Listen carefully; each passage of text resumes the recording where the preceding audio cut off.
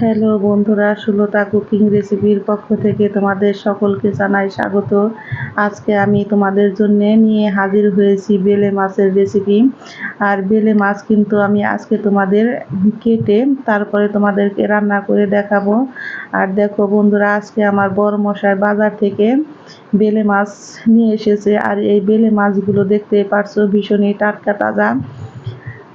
আমার বড় মশাই আমাকে বলতেছে, বলো তো মাছের দাম কত হয়েছে? তখন আমি বলছি যে 500 টাকার নিচে। তখন বললো যে না, পারো নাই, মাছের দাম নিয়েছে 600 টাকা।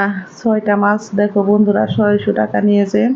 আমি মাছটাকে দেখো দুই দিকের কিন্তু ফোঁটটা ভালো করে ফেলে দিয়েছি।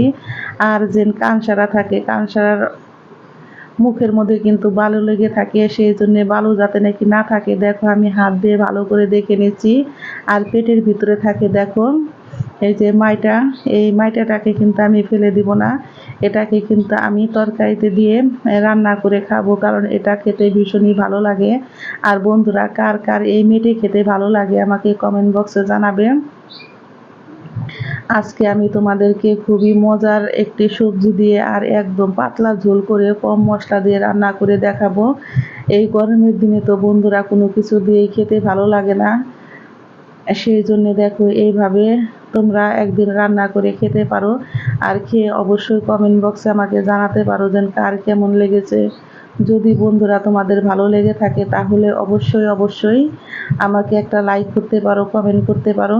আর যদি আমার চ্যানেলে নতুন কোনো বন্ধু হয়ে থাকো তাহলে আমাকে একটা সাবস্ক্রাইব করে পাশে থাকতে পারো।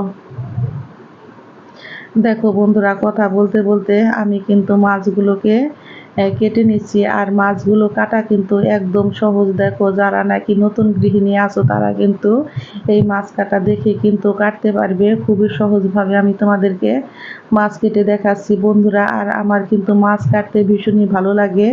আমি তোমাদের আগের ভিডিওতে অনেকবার মাছ কাটা দেখিয়েছি। আমি এখন মাছগুলোকে ভালো করে ধুয়ে নিব। আর বেলে মাছ তো বন্ধুরা খেতে হয় দুর্দান্ত মজার। দেখো আমি এই কড়াইতে কিছু মশলা নিয়েছি। আমি নিয়েছি অল্প একটু পরিমাণে পোলাওর চাল, আর নিয়েছি অল্প একটু পরিমাণে জিরা। আর জিরা আর পোলাওর চালটাকে দেখো আমি ভালো করে ভেজে নিয়েছি। আর এখন মাছটাকে আমি লবণ, হলুদ, ধনিয়ার গুঁড়া আর মরিচের গুঁড়া, একটু সরিষার তেল দিয়ে আমি মাছটাকে ভালো করে মেখে নেব। আর বন্ধুরা অবশ্যই তোমরা মাছটা ভালো করে একটু লবণ, হলুদ, তেল দিয়ে মাখবে, তাতেই দেখবে যে মাছটা খেতে হয় দুর্দান্ত মজা। দেখো আমি নিয়েছি 2টা ঝিঙে। আর ঝিঙেটাকে কিন্তু কেটে টুকরো করে নিয়েছি। আমি কিন্তু কড়াইতে তেল দিয়ে দিয়েছি। আর তেলটা ভালো করে আসার পরে এর মধ্যে দিয়ে দিচ্ছি আমি একে একে মাছগুলো। আর মাছগুলো বন্ধুরা খুবই সাবধানে ভাজবে, কারণ বেলে মাছ তো একদম নরম। এই মাছটা যদি তোমরা একটু তাড়াহুড়া করতে যাও তাহলে কিন্তু মাছটা ভেঙে যাবে, আর খেতেও কিন্তু ভালো লাগবে না। কারণ যে জিনিস দেখতে ভালো না লাগে সেই জিনিস কিন্তু খেতেও ভালো লাগে না। আমি মাছগুলো দেখো একটু হালকা করে এপিট ওপিট ভালো করে ভেজে নিয়েছি। এখন আমি মাছগুলোকে তুলে নিব, কারণ এই মাছগুলো তো এমনি বন্ধুরা নরম, এটা বেশি ভাজার প্রয়োজন হয় না। সেই জন্য দেখো আমি একটু হালকা করে ভেজে নিয়েছি। আর নিয়েছি কিছু মশলা, লবণ, হলুদের গুঁড়া, মরিচের গুঁড়া, ধনিয়ার গুঁড়া, খুবই অল্প পরিমাণে। আর কড়াইতে দেখো মাছ ভাজা তেলের মধ্যে আমি দিয়ে দিয়েছি একটা তেজপাতা, আর অল্প পরিমাণে একটু গোটা জিরে, আর দিয়েছি একটু ছোট সস। দেখো এখন আমার ফোড়নটা কিন্তু লাল লাল হয়ে গেছে। এখন আমি এর মধ্যে দিয়ে দিচ্ছি গুলিয়ে রাখা মশলা। আর মশলাটা গুলিয়ে রেখে এইভাবে রান্না করলে বন্ধুরা খেতে হয় দুর্দান্ত মজা। আর এই রেসিপিটা কিন্তু আমার দিদার হাতে। দিদা কিন্তু এই পৃথিবীতে নেই, মারা গেছে, কিন্তু তার স্মৃতি আর রান্না কিন্তু রয়ে গেছে আমাদের মাঝে। সেই জন্য বন্ধুরা আমিও এই রেসিপিটা একটু তোমাদেরকে দেখাচ্ছি। আর যদি তোমাদের ভালো লেগে থাকে এই রান্নাটা, অবশ্যই তোমরা একবার হলেও রান্নাটা করে খেয়ে আমাকে কমেন্ট বক্সে জানাবে যে কার কেমন লেগেছে। দেখো কথা বলতে বলতে আমি কিন্তু ঝিঙেটাকে একটু ভালো করে কষিয়ে নিচ্ছি। আর ঝিঙে থেকে দেখতেই পাচ্ছ বন্ধুরা আমার জল বের হচ্ছে। এই ঝিঙেটা কিন্তু বেশি কষানোর দরকার নেই, একটু হালকা করে কষিয়ে নিলেই হয়ে যাবে। আর বন্ধুরা এই তরকারিটা রান্না হয়ে যায় একদম ঝটপট, কিন্তু খেতে হয় দুর্দান্ত মজার। আমার ঝিঙেটা কিন্তু কষানো হয়ে গেছে। এখন এর মধ্যে আমি দিয়ে দিচ্ছি 1 বাটি পরিমাণে জল। আর বন্ধুরা, তোমরা কে কীরকম ঝোল খেতে চাও তোমরা সেই পরিমাণ মতোই দিবে। দেখো আমি মশলাটাকে একটু শিলপাটায় বেটে নিচ্ছি। আর যদি তোমরা কেউ ব্লেন্ডার করতে চাও করতে পারো, কিন্তু বন্ধুরা আমার কাছে একটু শিলপাটায় বেটে রান্না করলেই তরকারিটা খেতে বন্ধুরা বেশি ভালো লাগে। সেই জন্যেই দেখো আমি মশলাটা বেটে নিব।